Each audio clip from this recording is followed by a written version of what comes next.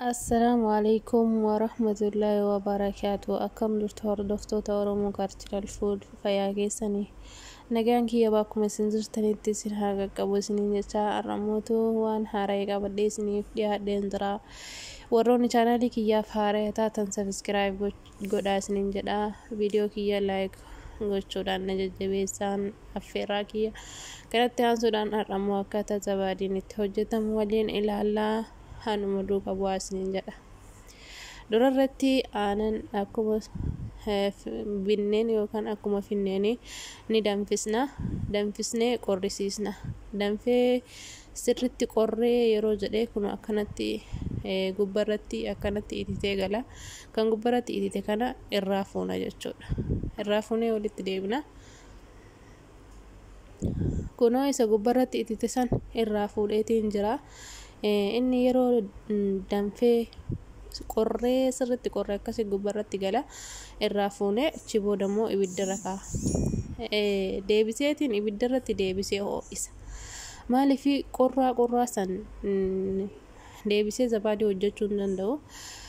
Dirqama zabaadii yookaan immoo Yoghurt kana hojjechuudhaaf aanan danfaa miti qorraa miti. Qorraas ta'uu hin qabu, sirrittis ho'aa ta'uu hin qabu, jiddu galeessa ta'uu waan qabuuf jecha ibiddarratti deebisee erga kan gubbarratti galee san irraa fuudheen booda ibiddarratti deebisee xiqqoo ho'isa. Ani amma kiiloo walakkaan hojjetaa jira. Maaliif guyyaa sadiin hojjedha yookaan guyyaa lamaan hojjedha. Maaliif kan ture waan hin barbaanneef jecha haaraa irratti hojjedha waan ta'eef homa salphaadha. Waan salphaa waan ta'eef wanta nama dhibuu miti. Kanaaf jedheen sadi bichaan hojjedha. Kan kiiloo tokko hojjechuu barbaadanis homa takka karama kanarraan hojjetama. Mee ana yeroo ol deebina.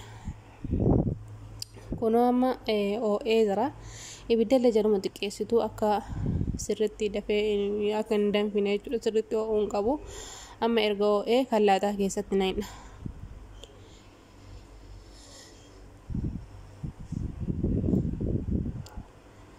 Akkanatti erga kallaataatti naqneen booda kaameraa yookaan immoo Yoghurt kaameraa jechuun seminaan hin bugeessan osoo hin taane zabaadii supermarkettiidhaa bitamu jechuudha. Yoghurt kana isuma supermarkettiidhaa bitamu san ani dura ittiin hojjedhee waan jiruufi walakkaa isaatu jira. Isin zabaadii feetan fayyadamuu dandeessan kaameraadhaaf waan ta'eef rakkoo hin qabu. Akka isinii kun aanan kun akka isinii bilchaatuuf malee waan biraaf miti waan ta'eef gosa feetan fayyadamuu dandeessu. Yoo aanan kiiloo tokko kan gootan ta'e isii xiqqoo tana hunduma itti nayitu.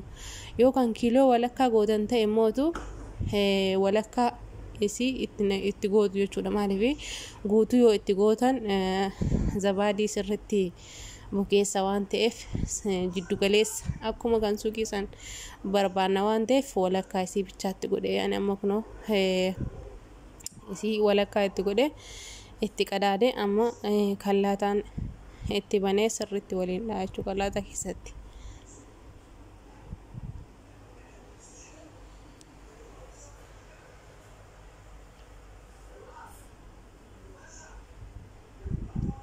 Sirritti kallaataan erga waliin dha'ee hin qopheeffadha. Waan meeshaa itti godhadhu san hin qopheeffadha.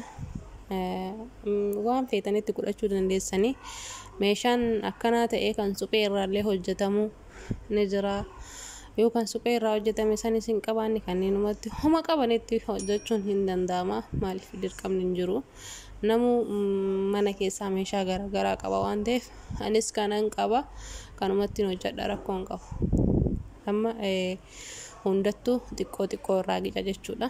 Maaliif kaameraan isaa akka hundattuu wal qixa dhufutti xiqqoo irraa gice booda yeroo itti guutu hoomachi kun hundayyuu akka gahuuttiin adda qoqqoodee kun akkanatti asittis qoodee achittis qoodee akkasitti hundaa waliin gaya cufee walitti deebina.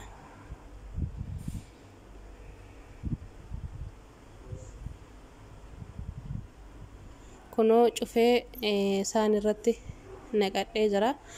ibiddas jala bobeessine waa tokko iyyuu hin goone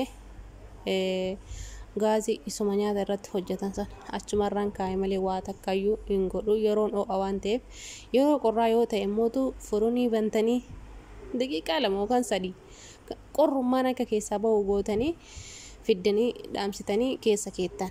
Gizee ho'aa kana immoo ho'a waan ta'eef yoo bilchaata waan ta'eef waa tokko ibiddallee waa tokko hin barbaachisu. Akkanumatti gaazuma gubbaarra keettanii fooxaatti qadaadanii hodhiistan sa'aatii 3 booda kanuma bilchaate agartu. Maaliif yeroon gubaa kana waan ta'eef ibidda waa tokko hin barbaachisu jechuudha. Kan ammas mara dhiisee yeroo bilchaate deebi'a. Buna walitti dachaanee jirraa zabaadiin bilchaattee irraa fuudheetiin isin agarsiisa. Sa'aatii 3 booda bilchaattee jechuudha. Kunoo haala kanaan bilchaattee tottoltee jirti. Karama salphaadhaan waan supermarkeeta dhaqnee binnuu hojjenne maaliif mana keessatti yoo hojjettan gatiin illee sanii waladda aanuma kiiloo tokkootarraa saanii akkanaa kan 6 hojjechuu dandeessanii kun 6 mootu karaa supermarkeetitti yookaan karaa gurgurtaatti yoo deebi'e meeqa akka ta'u hasabdanii akkasumallee mootu wantoonni manatti hojjetamanii fi kan supermarkeetaa fagoo garaagarummaa qaba qulqullummaan isaati fi wanni hunduyyuu akkasuma mi'aan isaatiillee adda adda jechuudha. Kanaaf zabaadii kun haala kanaan karaa salphaadhaan manuma keessan keessatti hojjetatanii nyaachuu dandeessu. Keessaafuu warroonni ijoollee daa'ima qabdan daa'imman keessaniif akkanatti guyyaa hundarraa fireeshii kana hojjettanii kennuufii qabdu. Maaliif kan supermarkeetitti guyyaatu irraa dhumataa waa meeqatu jira. Zabaadii haaraa argachuun hin danda'amu. Haaraa kanarra hojjetame yeroo tokko malee argachuun hin danda'amu. Mana keessanitti garuu har'uma hojjettanii har'uma kennitanii fi borullee deebistanii hojjettan homaa waan hojii guddaa waan biizii nama godhuu miti waan ta'eef karama salphaadhaan hojjedhaatii daa'imman keessaniif waan qulqullina qabu laadhaan isiniin jedha. Zabaadiin garanumaan karaa salphaadhaan akkanatti hojjetamaa. Yeroo biraa kan biraatiin hanga walitti deebinutti assalaamu alaykum wa rahmatullahi wa barakaatuh.